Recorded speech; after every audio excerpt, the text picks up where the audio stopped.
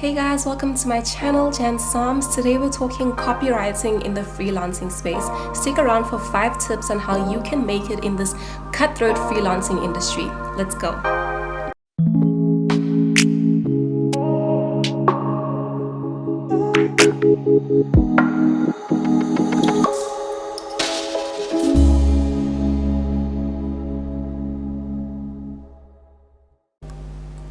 Okay, so like I said in my intro, today I'm going to give you guys 5 tips on how you can get started as a freelancer in the copywriting and creative space. So this will apply to anyone in the creative space. That includes copywriters, designers, photographers, digital marketers, whatever it is. If you can source out your services, then this video is for you. Okay, so I know it's been a while. Hi, how's everyone? Do you guys like my outfits? We're heading towards spring in South Africa right now, so I'm feeling good. I also got my hair different. Do you guys like my hairstyle? My hair's different today. This is actually my natural hair, so I'm actually getting my hair locked so it can become dreadlocks. So they've kind of laid down my locks right now. That's why it looks all neat. And I'm feeling good. I'm feeling African. I hope you guys like it. Tell me, how do I look? Also guys, if you haven't subscribed already, please subscribe by hitting the button below. You know how much I sacrifice? Liking and commenting on this video at the end if you like what I'm about to tell you. Support African content. Just also a quick notice, the direction that this channel will be going in will be just all things creative and inspired by writing. So do stick around for more exciting content in the writing and creative space.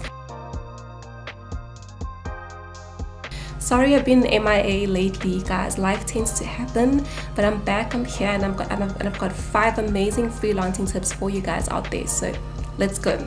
Tip number 1. As always, it always seems very obvious, but it's very important. Find out what freelancing actually is.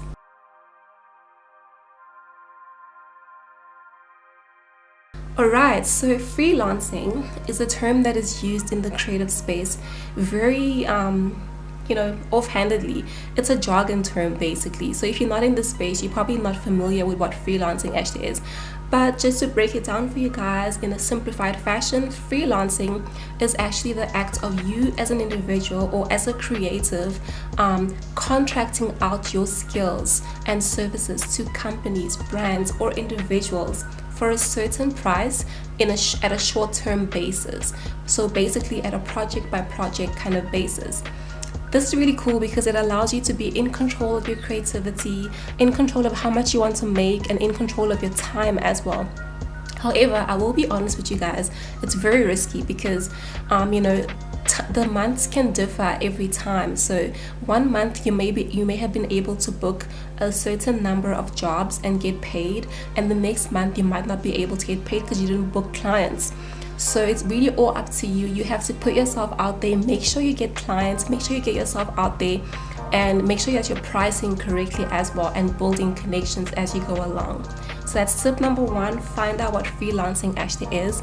Actually guys, go do your research after watching this video. Do some more research on the freelancing industry so you can get started much easier. But just some quick websites to help you. From my experience, you can use LinkedIn to look for work, freelancing work. You can use No Sweat as well as Upwork. I'll link those websites below in the description box for you guys to help you, but I won't go into detail because I'll do a separate video on those websites for another time. But that's tip number 1. Okay, so tip number 2 is to get your portfolio ready.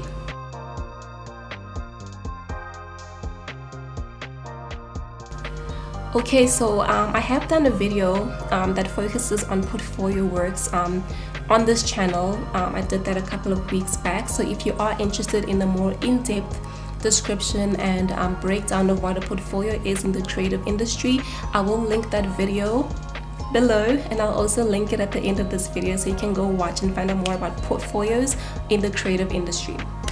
But I'll give you guys a quick breakdown of what it is. So a portfolio in this industry is basically your creative CV. It's that simple. So what do you have to offer as a creative? That's kind of where you get the chance to showcase your work.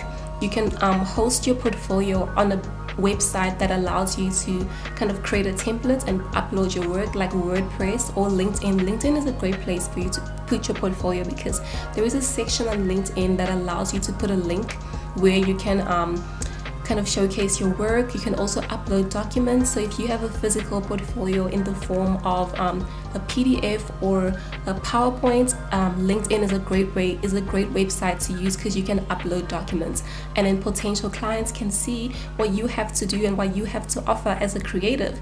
So basically, a portfolio is proof of what you can do as a creative.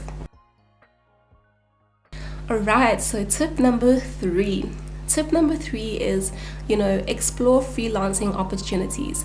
I know this sounds daunting, but it's actually very doable.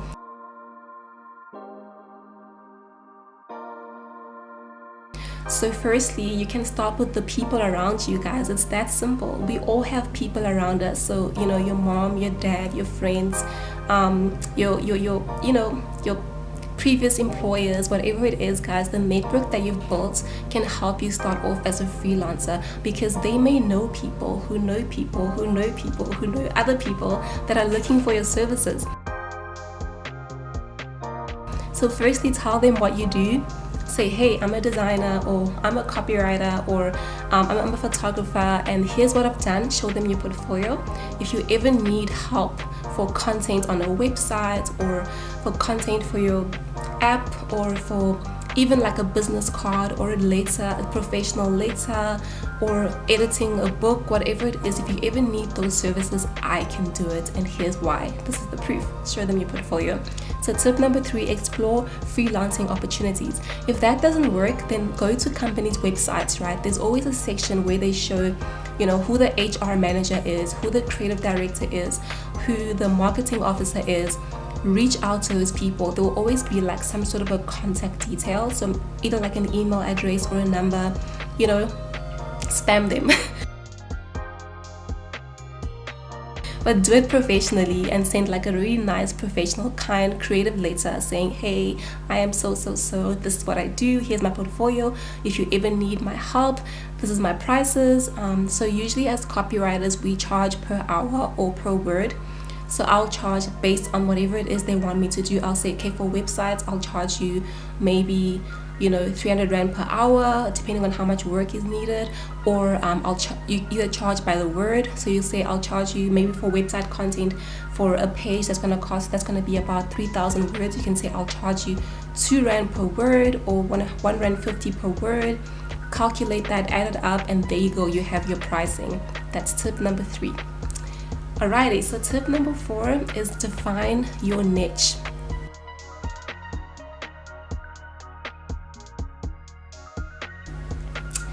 Okay, so what do I mean by defining your niche? Okay, we all as creatives have like a particular section that we are good at, right? So for me, I prefer like conceptual work or digital copywriting. So that's like in the web space and the social media space. But with conceptual work, I can do like creative scripts, come up with ideas that are conceptual to reach out to the brand, talk to the brand, storytelling, define the brand. I can help with that. So find out what your niche is and stick to it, because that's how you can make quick money and build credibility. So if you say, I've done, work in this space for so years, and I've got so many projects under my name, they will trust you. They'll trust that you are, an expert in that field, rather than trying to do everything and not being an expert in any of them. So tip number 4, define your niche. Okay, the last tip, which is very simple, but it's the most important tip. Tip number 5 is, you really have to build relationships. So when you do get clients, build a good relationship with that client, so that even if your contract expires, so say you're working with them as a freelancer for 3 months, and then you finish the job, right? They'll build a good relationship to the point where they'll actually call you back and be like, listen, we really like what you did. How about you freelance for us for another 2 months? That's the importance of building good relationships with people and previous employers and just anyone around you, because you never know when they might need you again, and they'll be impressed if you do a good job. So keep relationships solid. And lastly, a bonus tip, keep writing.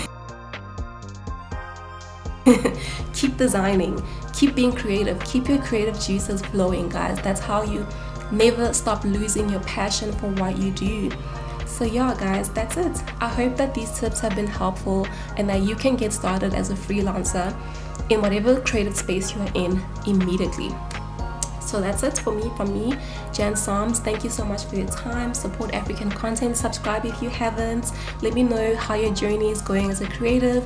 What kind of videos are you guys looking forward to me doing? What do you need advice on? Let's bond, let's connect, let's just be creative together. Thank you for your time. Jan Psalms, I'm out.